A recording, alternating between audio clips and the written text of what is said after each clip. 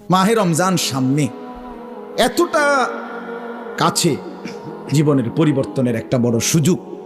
জীবনটা কাজে লাগান, হায়াতটা কাজে লাগান। যুবক ভাই তোমরাও বদলাও, মুরব্বী বাবা আপনারাও বদলান, পর্দার আড়ালের মা বোনদেরকেও ফেরাবার চেষ্টা করেন, সবাই গুনাহ থেকে ফিরতে চেষ্টা করেন।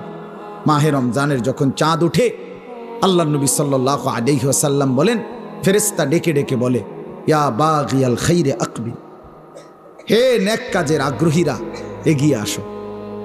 ইয়া বাগিয়াশ শাররি আকসির, হে মন্দ গুনাহের কাজের আগ্রহীরা এবার তো থামো।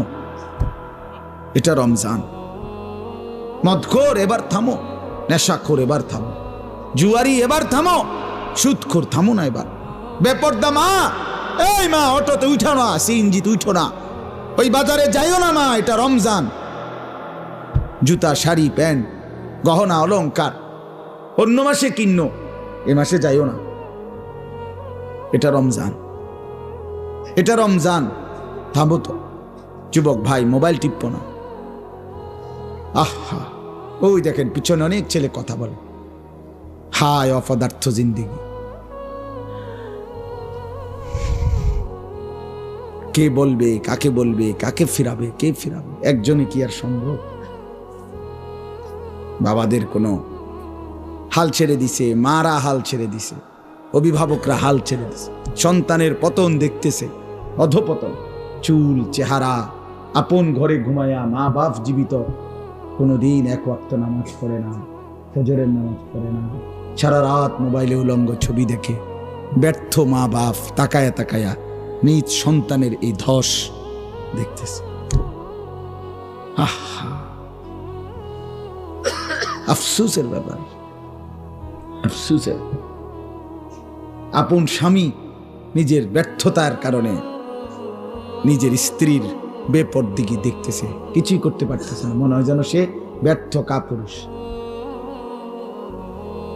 বউটা ডেলি বেডি বাজারে যায়, মার্কেটে যায়, রঙ্গরসে হাসে, কথা কয়, টাইট কাপড় পরা, বোরখা নামের একটা টাইট জামা পরে রাখছে, লাল নীল হলুদ কমলা বেগুনি। স্বামী বেচারা অপদার্থের মতো, অসহায়ের মতো তাকায় আছে।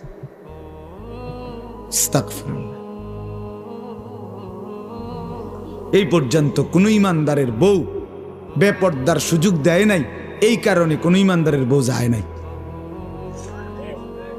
কাপুরুষের বউ যায়।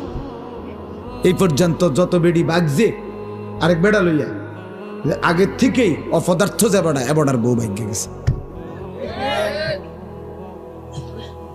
কথা বুঝছেন?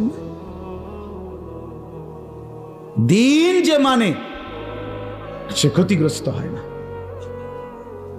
ক্ষতিগ্রস্ত হয় না। এজন্য এটা ব্যর্থতার কথা। রাগ হবেন না চাচা, এটা কাপুরুষের কথা। অনকার ফোলাফানি শুনে না মানে তো আপনি সিদ্ধান্ত নিয়ে নিলেন। কেমনে সিদ্ধান্ত নিলেন? অনকার পুতে আর কথা শুনে না কেন? সেই পুতে, যে পুতে কথাই শোনে না, আপনার চোখের সামনে আপনার ছেলে নামাজ পড়বে না, একটা সাজদা দিবে না, এত বড় নাফরমান আপনার সম্পত্তি ভোগ করবে, এত বড় নাফরমান আপনার ঘরে খাবে, ঘুমাবে, দুনিয়া ভোগ করবে, আপনি বেঁচে থাকতে এটা মেনে নেবেন কেন মিয়া? আপনার ফুত, আপনার ব্যর্থতা তাইলে এটা।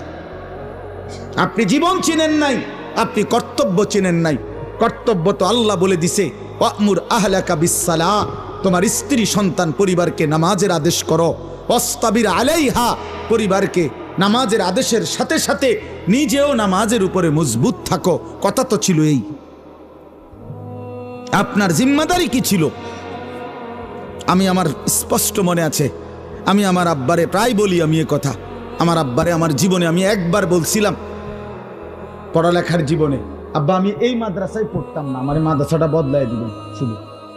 কসম খোদার, আমার আব্বা সাথে সাথে বলছে, বেটা পরের বেলা ভাতের লোকমা আমার ঘরে দিও না, এক লোকমা ভাত খাইবে না, সাবধান, বেরো। আমি যেখানে পড়তে দিছি এখানেই পড়তে হবে, নয়তো তোমার মতো করে কামাই কইরা ফরো, নইলে ঘাস কাটো, যাও। আমি কানতে কানতে চলে গেছি মাদ্রাসায়। বুঝছি এই বাপ শক্ত বাপ, এই বাপ আসলে ভাত খাইতে দিব না। বাবার সেই কঠোর শাসন, আমার বিশ্বাস আল্লাহ তাআলা আপনাদের সামনে বসবার তৌফিক দেন।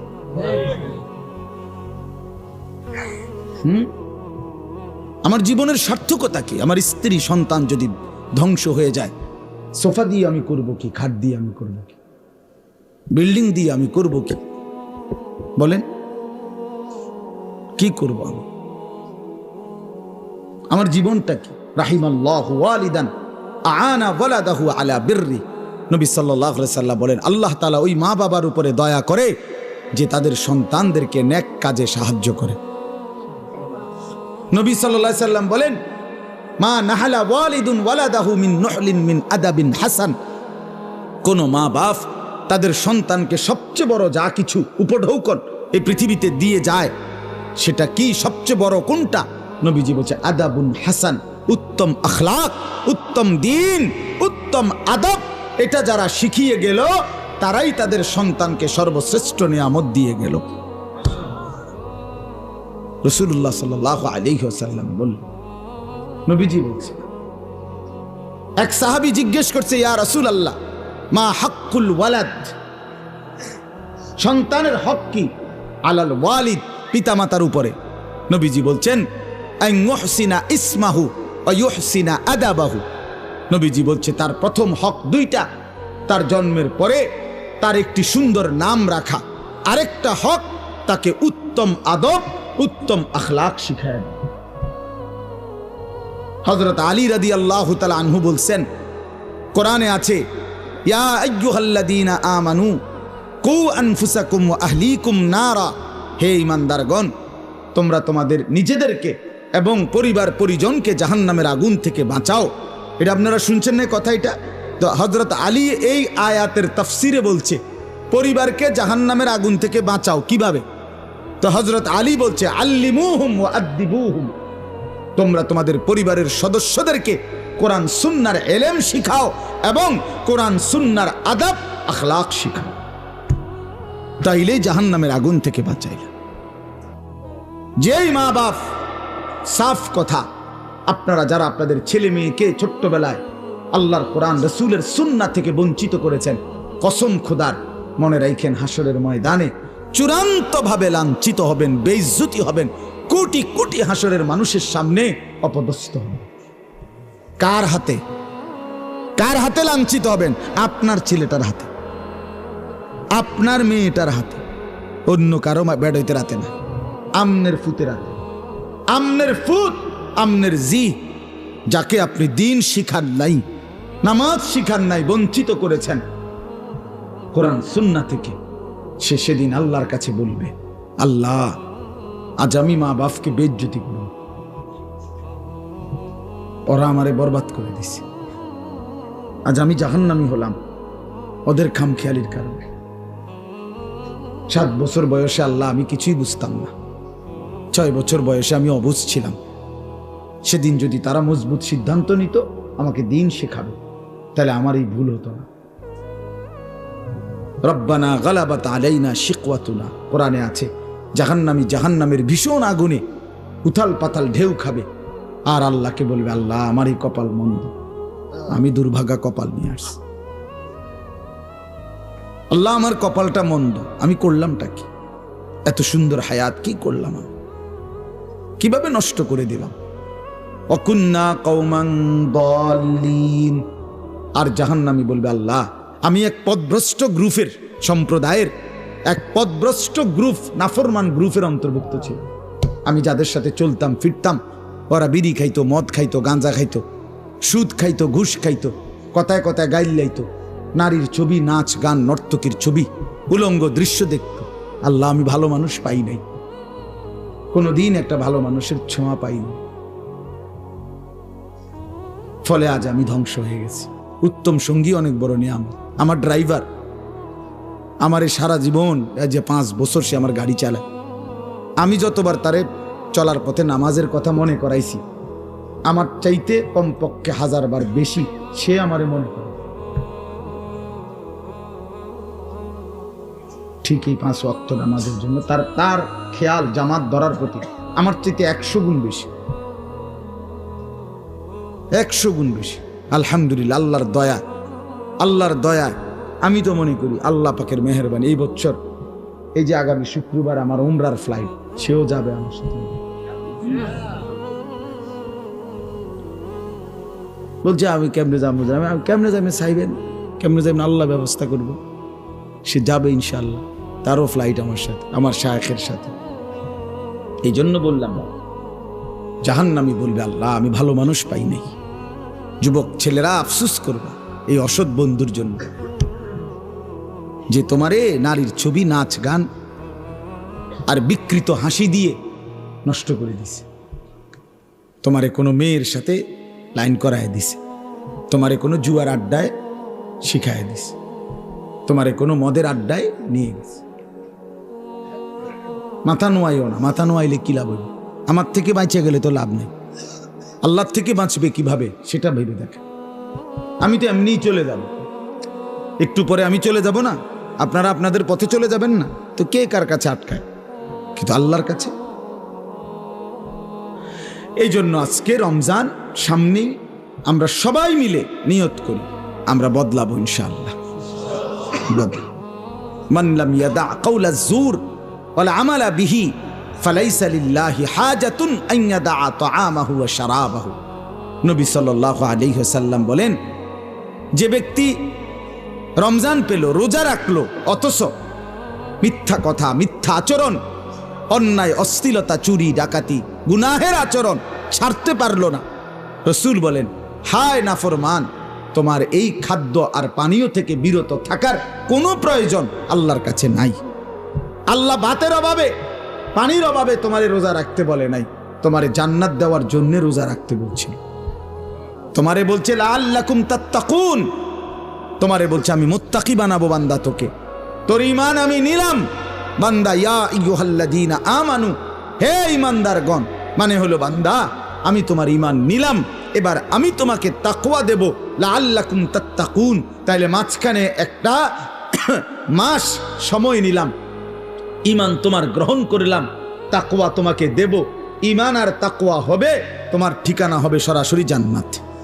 যে মুত্তাকি সে জান্নাত, যে মুত্তাকি সে কি? উইদ্দাত লিল মুত্তাকিন। আল্লাহ বলছে জান্নাত বানানোই হয়েছে মুত্তাকিদের জন্য। আল্লাহ বলে আমি একটা মাস সময় নিলাম, 30টা দিন বান্দা গুনাহ ছেড়ে দাও, আমার ইবাদতে ডুবে যাও, লেগে যাও। 30 দিনের মাথায় আমি তোমারে মুত্তাকি বানাবো, জান্নাতি বানাবো। ঈমান তোমার পাসপোর্ট, তাকওয়া তোমার ভিসা। পাসপোর্ট নিলাম রোজার আগে, ঈমান নিলাম, একটা মাস রোজার মাস, গুনাহ থেকে বাঁচবা, ইবাদতে লাগবা। 30 দিনের মাথায় আমি আল্লাহ ঈমানের পাসপোর্টে তাকওয়ার ভিসা লাগায় দেব, জান্নাতের ফ্লাইটে উঠায় দেব।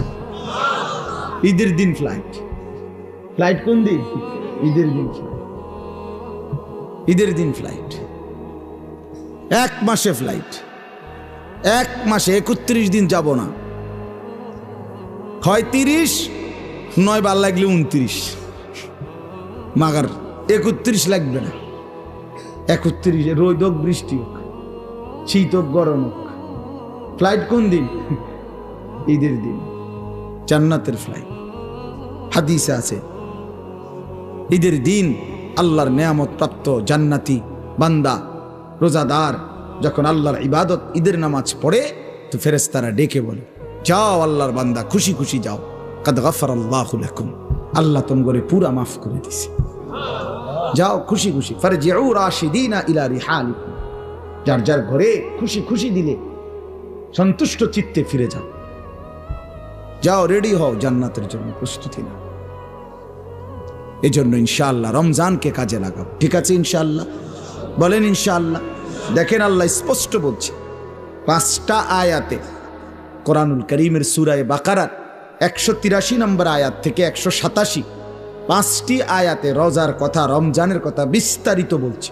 বলে আল্লাহ লাস্ট বলছে, কাযালিকা ইউবায়্যিনুল্লাহু আয়াতিহি লিন-নাস। আল্লাহ বলে বন্ধু, আমি এভাবেই পরিষ্কার করে আমার বান্দাদের জন্য আমার আয়াত, আমার বিধান, আমার কথা স্পষ্ট করে বলে দিলাম, লাআল্লাহুম ইয়াত্তাকুন, যেন সকলেই মুত্তাকি হতে পারে, জান্নাতি হতে পারে। এটা হলো 187 নম্বর আয়াত। কথা শেষ করছে কথা। আল্লাহ বলছে,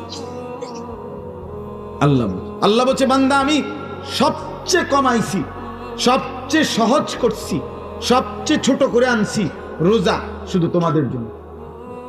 আখেরি নবীর উম্মত, তোমরা আমার আখেরি বন্ধুর উম্মত, তোমাদের জন্য আমি সবচেয়ে সহজ করছি রোজা। রোজা পূর্ববর্তী জাতির, যারা পূর্ববর্তী জাতি, তাদের রোজার নিয়ম কানুন, রোজা ছিল সবার, কিন্তু নিয়ম কানুনের মধ্যে বিপরীত ছিল। বিশেষ করে আমাদের নবী সাল্লাল্লাহু আলাইহি সাল্লামের সাহাবায়ে কেরামের আমলে তাফসীরে আছে স্পষ্ট, ওলামায়ে কেরাম জানে, যখন রোজা ফরজ হয়েছে, মজার কথা শুনেন, যখন রোজা শুরু হয়েছে সাহাবীদের জামানায়, তখন রোজা কেমনে রাখত? নিয়ম ছিল সন্ধ্যাবেলায় ইফতার করার পরে, ইফতার করে না সূর্য ডুবলে, তো এই সময় ইফতার করার পরে এই বাকি যে রাতটা, এই রাতে যতক্ষণ সজাগ থাকবে প্রথম, এতক্ষণই খানা দানা, স্ত্রী মিলন এগুলো করতে পারবে। কিন্তু যদি ঘুমাইয়া যায় 10 মিনিটের লাগেও, 1 মিনিটের লাগেও, শুইয়া লাইলে চোখ বন্ধ, ঘুমা এসে গেলে পরের দিনের রোজা শুরু। হ্যাঁ, এটাই বিধান। নবীজির জামানায়, সাহাবীদের জামানায় প্রথম শুরু হয়েছিল এভাবে, রোজার বিধান ছিল এভাবে। এরপরে ঘুমের থেকে উঠা আর খানার সিস্টেম নেই। এক সাহাবী হযরত কাইস ইবনে সারমা আনসারী সাহাবী, উনি এরকম সারাদিন রোজা রাখছে, রাইখা সন্ধ্যাবেলা ইফতারের টাইমে ঘরে আসছে। স্ত্রীকে বলছে ইফতার কিছু আছে কি? স্ত্রী বলছে কিছুই নাই ঘরে, আপনি একটু অপেক্ষা করেন, বসেন, আমি পাশের বাড়ির থেকে কিছু খাবার বা কিছু নিয়ে আসি। স্ত্রী গেছে পাশের ঘরে, কিছুটা তাদের কাছ থেকে খাবার ধার নিয়ে ঘরে আসছে। আইসা দেখে ওনার স্বামী সারাদিন ক্লান্তিতে মেহনত করে আসছে, একটু কাইট হয়েছিল, ঘুমায় আসছে। এখন স্ত্রী তো ঘুম থেকে জাগায় বলতেছে ইন্নালিল্লাহ, আপনার তো রোজা শুরু হয়ে গেছে। বুঝা, হ্যাঁ, আমি আর কি করব এখন, তার কিছুই খাইতে পারে না। তো আজকের সারাদিন উপাস, সারা রাত উপাস, পরের দিন দুপুরবেলা এই সাহাবী বেহুশ হয়ে গেছে, আর উঠতে পারতেছে না। কেন? লাগাতার এই কষ্ট। কথা বুঝছেন কিনা? এখান দিয়ে 12, হেন দিয়ে 12, 24 ঘন্টা, আরো ওহেন দিয়ে ধরেন আপনি 6-7 ঘন্টা, প্রায় 30-32 ঘন্টা পরে উনি কি হয়ে গেছে? বেহুশ হয়ে গেছে। নবী সাল্লাল্লাহু আলাইহি ওয়াসাল্লামের কাছে জানানো হয়েছে। আরেক সাহাবী রাত্রিবেলা ঘুম থেকে উঠে বেখেয়ালে ওনার স্ত্রীর সাথে মিলিত হয়েছে, তো ওনারও বড় ক্ষতি হইল, কারণ রোজা তো শুরু হয়ে গেছে। এই দুইজনের দুই বিষয়ের কারণে আল্লাহ তাআলা বলছেন, বন্ধু ঠিক আছে, চলেন আরো কমান, আপনাকে যে আমি ভালোবাসি। আল্লাহ বলছেন, বন্ধু আপনাকে যে খুব পছন্দ করি, আপনার উম্মত তো আপনাকে ভালোবাসলে আপনার সাথে যা কিছু সব কিছুকেই আমি ভালোবাসি। আপনার উম্মতকেও ভালোবাসি, আপনার গায়ের চাদরকে ভালোবাসি, আপনার গায়ের কম্বলকেও ভালোবাসি। কোরআনে আছে ইয়া আইয়ুহাল মুজাম্মিল, ইয়া আইয়ুহাল মুদ্দাসসির। নবীজি কখনো চাদর গায়ে দিছেন, আল্লাহ বলছে হে চাদর পরা নবী। নবীজি কম্বল গায়ে দিছেন, তা আল্লাহ বলছে হে কম্বল পরা বন্ধু আমার। তার মানে কি? এটা কেমন মায়ের কথা? হে রুমালওয়ালা ভাই, আমরা বলি না এটা? আল্লাহ যেন বলছে, বন্ধু আপনার সাথে যা লাগে সব আমার কাছে প্রিয় হয়। চাদরও দামি, কম্বলও দামি। আয় হায়, যদি চাদর দামি হয়, কম্বলও দামি হয় নবীর সাথে, আপনি আমি লাগলে কি পরিমাণ দামি হব? তাহলে কেন দাড়ি কাটেন? দাড়ি কাটেন কেন বাপ?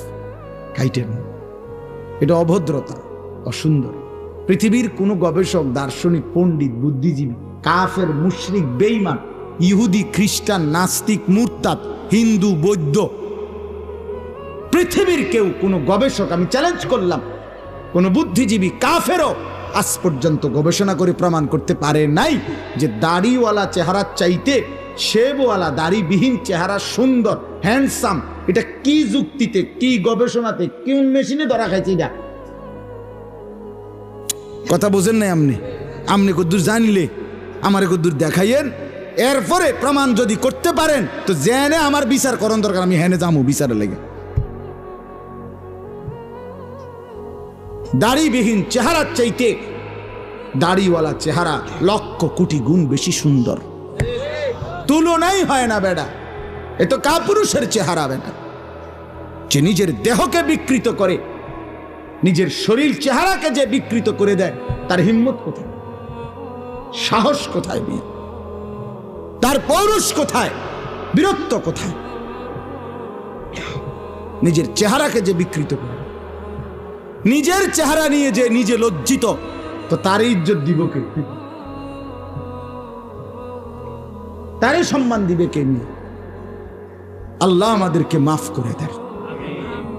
তো আল্লাহ তাআলা বললেন, তো এই দুই সাহাবী, দুইটা ঘটনা ঘটলো। আল্লাহ তাআলা বললেন, বন্ধু চলেন সহজ করে দিই, আরো সহজ করি। কুলু ওয়াশরাবু, এই যে দেখেন, উহিল্লা লাকুম লাইলাতাস সিয়ামির রাফাসু ইলা নিসাইকুম। আল্লাহ বলে, এখন থেকে বন্ধু আপনি আপনার উম্মতকে বলেন, প্রত্যেকটা ইমানদার পুরুষ রোজাদারের জন্য সন্ধ্যা সূর্যাস্তের পরে রাত সুবহে সাদিক পর্যন্ত পুরা রাত, এবার আর কোনো ঘুম যাক বা না যাক, কোনো নিষেধাজ্ঞা আর নাই। সে তার স্ত্রীর সাথে মিলিত হওয়া, স্ত্রীর সাথে থাকা তার জন্য পুরাপুরি বৈধ করা হলো। হুন্না লিবাসুন লাকুম ওয়া আনতুম লিবাসুল লাহুন্না। স্ত্রী তো স্বামীর পোশাক, স্বামী তো স্ত্রীর পোশাক। একজন আরেকজনের সাথে মিলে মিশে থাকবে, এটাই তো ইনসাফ, এটাই তো আল্লাহর চাওয়া। আহা, স্বামী যদি স্ত্রীর কাছে আপনার আকর্ষণীয় না হয়, স্ত্রী যদি স্বামীর কাছে আকর্ষণীয় না হয়, বেডিও যদি বাইরের বেড হইতে লাগে আগ্রহী, এবারও যদি বাইরের বেড হইতে লাগে আগ্রহী, তো এই দুই অপদার্থ কি এর স্বামী স্ত্রী? ডিফেলাস ঠিক না? কি রে বেটা, তুই বেটা তোমার বউ আছে ঘরে, তুমি রং সব মানুষের বেডির বেউকুফ কোথাকার। তোমার তো রোদে টাঙ্গাই তুমি দরকার। যে মহিলা তার স্বামী আছে, সে পর পুরুষের প্রতি আসক্ত। এখান থেকে মুরাদনগর যাবে, একজোড়া জুতা কিন্তু এবুড়ি রে সিএনজি আইয়া হরন দিতে আছে আধা ঘন্টা ধরে, এবুড়ি রেডি। হ্যাঁ রেডি, আগো বাইরন না না রাখো না, কদ্দুর রেডি হইতেছে, এবুড়ি রেডি হয়। এই পাউডার ডলতে আছে, ফেয়ার অ্যান্ড লাভলি ডলতে আছে, মেকআপ ডলতে আছে। আহারে বোন, আহারে মা, কারে দেখাইবা? এই রঙ্গরসের যৌবন, এই গহনা, এই অলংকার, এই প্রসাদনী কাকে দেখাইবা? কাকে দেখাইবার জন্য 1 ঘন্টা ধরে সাজলা? রাস্তার ওই লম্পট বখাটে যে তোমারে দেখে অবৈধ কল্পনা করে, অশ্লীল কামনা করে সে, অথচ নিজ স্বামী বেচারা যদি বলে কদ্দুর কাপড় সোপর কদ্দুর বদলাইয়া সুন্দর করে পাউডার টাউডার বা কদ্দুর সুন্দর করে ভালো হইয়া থাকো, স্বামীর সামনে আসো। হ্যাঁ বেড়া কথা কই দে, বেড়া বাত রাইনতে রাইনতে জান শেষ, কথা কইতে তো সুন্দর লাগে। এ দিছে তো বেড়ার যায়, জামাইয়ের 14 গোষ্ঠী উড়াই দিছে। জামাইয়ের কপালে ভালো কাপড়, ভালো প্রসাদনী কিছুই জোটে না, জোটে রাস্তার বখাটের কপালে। আস্তাগফিরুল্লাহ, আস্তাগফিরুল্লাহ, আস্তাগফিরুল্লাহ। আল্লাহ আমাদেরকে মাফ করে দেন। আল্লাহ বলেন এর জন্য কি চমৎকার কথা, হুন্না লিবাসুল লাকুম ওয়া আনতুম লিবাসুল লাহুন। আল্লাহ বলে স্ত্রীরা এ তো স্বামীর পোশাক, স্বামী এ তো স্ত্রীর পোশাক, মিলেমিশে একাকার। সুবহানাল্লাহ। এরপরে আল্লাহ বলেন, আলিমাল্লাহু আন্নাকুম কুনতুম তাখতানুনা আনফুসাকুম ফাতাবা আলাইকুম ওয়া আফা আনকুম। আমি জানি তোমাদের কেউ রাত গভীরে স্ত্রীর সাথে মেলামেশা করে ফেলেছো, ভুল হয়ে গেছে, ঠিক আছে, আমি তওবা করো, আমি মাফ করে দিলাম। ফালআনা বাশিরুহুন্না ওয়াবতাগু মা কাতাবাল্লাহু লাকুম। এখন আমি তোমাদের জন্য অনুমতি দিয়ে দিলাম, এখন হালাল করে দিলাম, বৈধ করে দিলাম, তোমরা আমার সিদ্ধান্ত হুকুম তালাশ করো, অর্থাৎ এখন তোমাদের জন্য অনুমতি দেওয়া হলো। এরপরে আল্লাহ বলেন, ওই আরেক সাহাবীর ঘটনা রয়েছে না, ওই বড়া যে কি হয়ে গেছে, তো আল্লাহ বলছে কুলু ওয়াশরাবু, এবং সাথে সাথে খাও, পান করো, হাত্তা ইয়াতাবায়্যানা লাকুমুল খাইতুল আবিয়াদু মিনাল খাইতিল আসওয়াদি মিনাল ফাজর। একেবারে সাদা সুতা কালো সুতা থেকে আলাদা করা পর্যন্ত খাও পান করো। তার মানে রাত্রির কালো রেখা থেকে যখন সুবহে সাদিকের সাদা নতুন রেখা আসে, দাগ আসে, রেখা, সাদা রেখা, ওই পর্যন্ত খাইতে থাকো। সুম্মা আতিম্মুস সিয়ামা ইলাল লাইল, এবং এরপরে সন্ধ্যা পর্যন্ত, সূর্য অস্ত পর্যন্ত, ওই সুবহে সাদিক থেকে সন্ধ্যা পর্যন্ত রোজাটা পূর্ণ করো। আল্লাহ বলেন ওয়ালা তুবাশিরুহুন্না ওয়া আনতুম আকিফুনা ফিল মাসাজিদ। আর শুনো, তবে যদি রমজানের শেষ দশকে ইতিকাফ করো আল্লাহর ঘরে, তাইলে আর স্ত্রীর সাথে যে কোনো রকমের রাতে দিনে কোনো রকমের মেলামেশা আর নিষিদ্ধ করে দেওয়া হবে। আল্লাহ বলেন এতগুলো কথা যা বললাম, তিলকা হুদুদুল্লাহ, এগুলো আমি আল্লাহ তাআলার বিধি নিষেধের সীমারেখা। ফালা তাকরাবুহা, আমার বিধি নিষেধের লঙ্ঘন করে আমার নাফরমানির কাছে যেও না। কাযালিকা ইউবায়্যিনুল্লাহু আয়াতিহি, আল্লাহ বলেন এভাবে আমি পরিষ্কার করে তোমাদের কাছে সব বলে দিলাম, লাআল্লাহুম ইয়াত্তাকুন, যেন বাস্তবিক অর্থে মুত্তাকি হতে পারো, জান্নাতি হতে পারো। এজন্য বাপ, আমাদের জন্য আল্লাহ তাআলা সবচেয়ে সহজ করে দিয়েছেন রমজান, অনেক কমাই আনছেন। কোরআনে আছে ইউরিদুল্লাহু বিকুমুল ইউসরা ওয়ালা ইউরিদু বিকুমুল উসর। আল্লাহ বলেন আমি তোমাদেরকে সহজ করতে চাই, কঠিন করতে চাই না। অতএব আমাদের জন্য আল্লাহই সহজ করেছেন, সহজ করেছেন আমাদের জন্য সুবহে সাদিক থেকে সূর্যাস্ত পর্যন্ত খাদ্য পানীয় স্ত্রী মিলন থেকে বিরত থাকতে বলছেন। আর সারা বছরের মতো চলমান গুনাহ বাঁচতে বলছেন, ইবাদতে লেগে থাকতে বলছেন। তাইলে অতিরিক্ত আহামরি খুব কঠিন কোনো বোঝা আমাদেরকে চাপায় দিছেন। রমজান মানে কি 50 কেজি চালের বস্তা কান্দে লইয়া দাঁড়ায় থাকা? রোজা মানে কি সিমেন্টের বস্তা একটা লইয়া খাড়ায় থাকুন নাকি? তাইলে এখানে কঠিন কি? এটুকু রোজা যদি আমরা পালন করতে না পারি, এত বড় সুযোগ, জান্নাতের দরজা খোলা, জাহান্নামের দরজা বন্ধ, রহমতের দুয়ার খোলা, শয়তানকে শেকলে বন্দী। আল্লাহর নবী বলছে একটা নফল একটা ফরজের সমান, একটা ফরজ 70টা ফরজের সমান। শুরুটা রহমত, মধ্যখানটা মাগফিরাত, শেষটা নাজাত। এক একটা নেকি বাড়তে বাড়তে আল্লাহ তাআলা নিজের হাতে নেকি ফেরেশতাকে দিয়ে না লিখিয়ে নিজে লেখেন। এত কথা, এত কথা, এত কথা, এত ফজিলত, এত কিছু নবীজি বললেন আমার বাপ আমার ভাই। এরপরেও যে ব্যক্তি রমজানের কদর করলো না, তার উপরে আল্লাহর লানত, ফেরেশতার লানত, মুহাম্মাদুর রাসূলুল্লাহর লানত। তোর উপরে খোদার গজব পড়ুক, তোর উপরে খোদার লানত পড়ুক। হ্যাঁ, এটা আমি বলি না, এটা জিবরাইল বলে গেছে নবীকে। কি জিবরাইল বলছে নবীজির কাছে রমজানের লাস্টে আইয়া বলছে, নবী এত বড় রমজান, আপনার এত কাকুতি মিনতি, আপনার এতগুলো ফজিলতের কথা শোনার পরেও আপনার যেই নাফরমান উম্মত রমজানকে কদর করলো না, তার উপরে আল্লাহর লানত, আমি জিবরাইলের লানত, ফেরেশতার লানত। নবী বলছে আমিন। হ্যাঁ জিবরাইল, আমি তো বদদুয়া দিতে চাচ্ছিলাম না, আমি অভিশাপ দিতে চাচ্ছিলাম না, কিন্তু আজকে আমি রাসূলও আর সহ্য করতে পারলাম না এমন নাফরমান উম্মতের উপরে আমি মুহাম্মদেরও লানত। আমিন, আমিও মেনে নিলাম। যা যা বেঈমান, যা তুই মোবাইলে টিপ, যা তুই নারী নিয়েই থাক, তুই সুদের আড্ডা, ঘুষের আড্ডা, যা তুই বিড়ির আড্ডাতেই থাক, যা, ঠিক আছে, তুই জীবন এভাবেই শেষ কর, যা না ফরমান, ঠিক আছে।